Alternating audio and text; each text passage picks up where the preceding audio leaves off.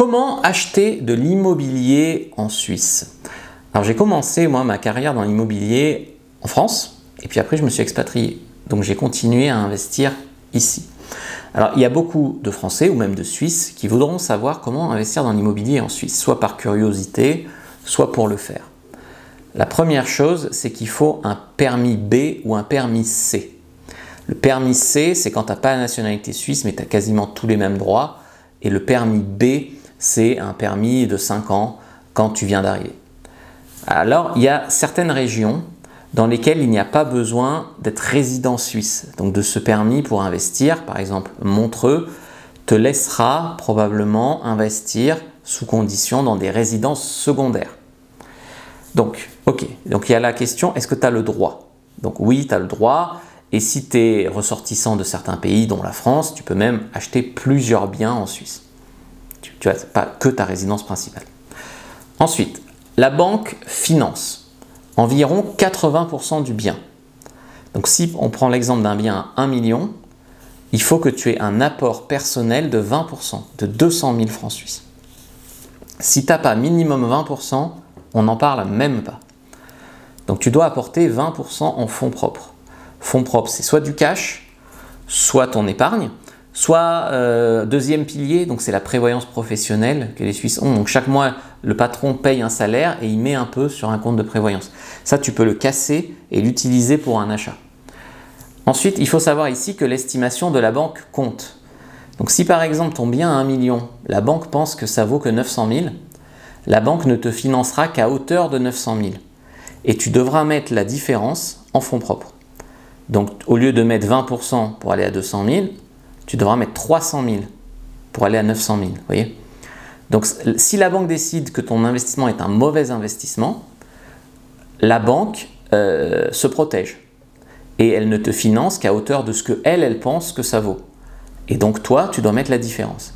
Si aujourd'hui en Suisse l'immobilier est dans beaucoup de régions surévalué, donc les banques très souvent demandent jusqu'à 30% d'apport. Donc sur ces 20%, on reste sur l'exemple de 20%, on va dire que la banque, elle évalue ton bien d'1 million à 1 million, 20% d'apport. Tu dois avoir au moins 10% de liquidité. Donc, tu ne peux pas mettre 20% de prévoyance. Tu dois mettre au moins 10% de liquidité. Et si c'est du locatif, donc si c'est pour, alors ça c'est pour ta résidence principale. Si tu dois faire de l'investissement locatif, dans ce cas-là, tu dois mettre au moins 25%. C'est-à-dire que la loi demande 25% pour du locatif, 20% pour la résidence principale. Et tu verras que probablement, si tu achètes ta résidence principale et que tu déménages et que tu la mets en location, ils vont réévaluer ton amortissement et peut-être te demander plus de fonds propres. Donc ensuite, ok, tu as les 20% et la banque a évalué le bien à peu près comme toi. Ensuite, la banque va calculer ta capacité financière. Donc les charges liées au logement ne doivent pas dépasser 33% de ton revenu annuel brut. Donc les charges, ça va inclure quoi? Les intérêts hypothécaires, les amortissements et l'entretien estimé de la maison. Donc les intérêts hypothécaires sont souvent calculés fictivement sur un taux souvent de 5%, même si dans les faits il est plutôt à 1,25 en ce moment le taux. Donc ça veut dire que pour acheter en Suisse, il faut beaucoup de cash et il faut gagner suffisamment bien sa vie pour que la banque soit rassurée, pour être éligible. C'est pour ça qu'il y a à peu près un tiers des Suisses qui sont propriétaires, 2 tiers qui ne le sont pas, contre 57% des Français qui sont propriétaires. Ensuite, il faut savoir que les Suisses ne rembourseront pas tout leur capital. En France, souvent quand tu achètes un bien, tu étales sur 25 ans tes remboursements, puis à la fin tu possèdes tout le bien. En Suisse, ce n'est pas le cas pour l'instant.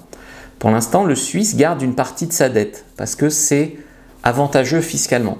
Généralement, les Suisses vont rembourser jusqu'à 35% de leurs biens et garder 65% du bien en dette.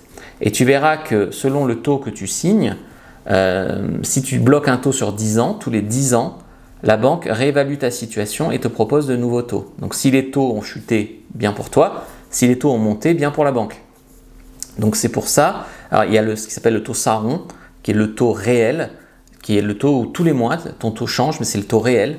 Donc ça, tu peux aussi faire ce pari-là. Mais ce n'est pas sécurisant. Ensuite, il y a les frais d'acquisition. Donc en gros, tu dois mettre 20% en cash ou 25% pour du locatif, du rendement. Tu vas rembourser au moins jusqu'à 35% de ton bien. Et après, c'est au choix. Après, tu peux rembourser plus. Okay. Donc, selon les cantons, il y a ce qu'on appelle des frais d'acquisition. Par exemple, ici à Fribourg, c'est 4% à peu près. Donc, quand j'ai acheté ma première, c'était moins. Et là, la deuxième, à Bulle, c'était plus. Mais bon, c'est comme ça. 4%, donc ça veut dire par exemple, il te faut en cash 0,24 de la somme. 20% d'apport et 4% pour les frais de notaire et les frais de mutation, droit de mutation. Donc inscription au registre foncier, droit de mutation, notaire, environ 4% de plus.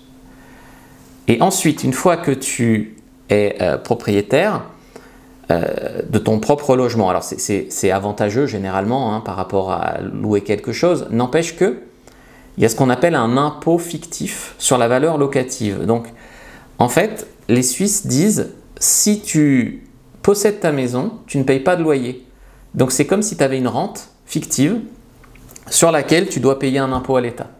Donc ça, c'est en votation, donc ils vont probablement l'enlever. Donc ce qui compense ça, c'est que les intérêts hypothécaires sont déductibles et que les frais d'entretien sont déductibles. Quand tu fais repeindre ta maison, par exemple, c'est déductible. Donc tu as un avantage à garder la dette. Ce qui n'est pas déductible, c'est si tu fais agrandir ta maison. Mais quand tu fais entretenir ta maison, ça c'est déductible. Alors là, il est question d'enlever la valeur fictive locative et en fait d'enlever aussi la déduction des intérêts, tout ça. Donc après, c'est très rapide hein, d'acheter. Généralement, ça peut se faire en 1 à 2 mois. C'est très, très rapide par rapport à la France. Donc tu visites ta maison, tu signes un compromis de banque, soit avec sous seing privé avec les acheteurs, les vendeurs, soit chez le notaire.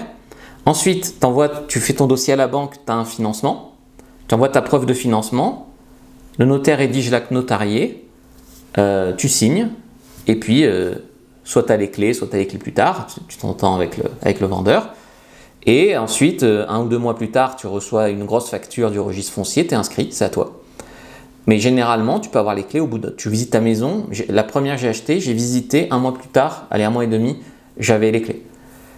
Et le paiement du prix via la banque et la remise des clés, c'est souvent hyper rapide, enfin, c'est rodé le truc, quoi. Voilà pour l'immobilier en Suisse. Moi, mon truc, c'est créer des business en ligne.